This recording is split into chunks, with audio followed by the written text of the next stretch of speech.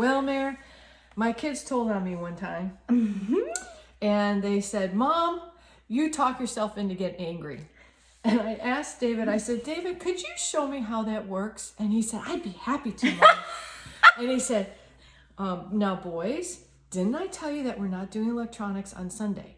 Why is it that every time I tell you not to do electronics on Sunday, you choose to do electronics on Sunday? Why can't you think? And so he escalated this thing over about 30 seconds. And I said, son, I think you've just cured me of talking myself into getting angry. But here's the reality. If I'm not going to spend my time getting uptight, what am I going to do instead? And this is what we're going to talk about. Interesting. Okay, so I found a scripture I'd never read before. Proverbs 19:11. A person's wisdom yields patience. It is to one's glory to overlook an offense.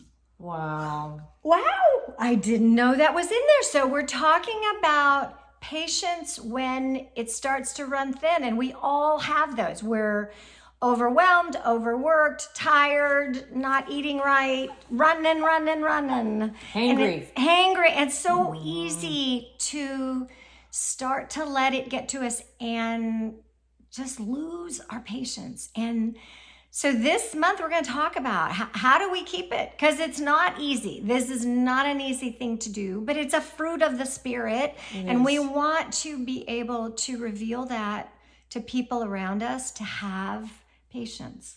And you know, I was thinking we're way past the holidays and winter and all this stuff. I'm not even sure we really had a winter this year, but I can remember myself saying that person is on thin ice with me.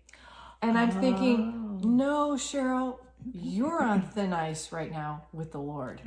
And so to take whatever we're throwing at that other person, how we're feeling about them, and say, you know what, let me take this to the Lord and have him do that re-regulation or recalibration of me.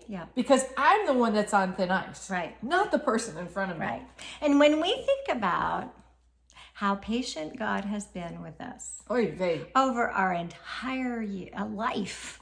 You know, you think about different decades of your life and how is the Lord patient with us? It should just fill our hearts with gratitude of his faithfulness to us, and maybe we could be patient a little bit longer. Interesting. Can you read that passage again? Yep. Because now I'm connecting the wisdom piece. Just read it again. A patient's wisdom yields A person's wisdom yields patience. It is to one's glory to overlook an offense. Okay, so now I'm making a connection for the first time, which is you and I, over the decades, are growing in wisdom.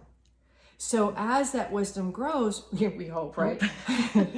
But the reality is part of that wisdom is realizing, oh my goodness, how is God still having to shape me? How is God still molding me? How has he been long suffering and patient with me? Which then translates to, in our transformative state, loving kindness to other people. Absolutely. Which is an antidote to this impatience and this edge that we get. Yeah, you know, they say never pray for patience because God's going to give you lots of opportunity to grow it. But we are going to talk about it this month so that we can be a more patient people and just more patient in the workplace, even though we know it can, what were you saying? Get under your nerves. We can be the most patient of all. So join us. We're going to get off of that thin ice.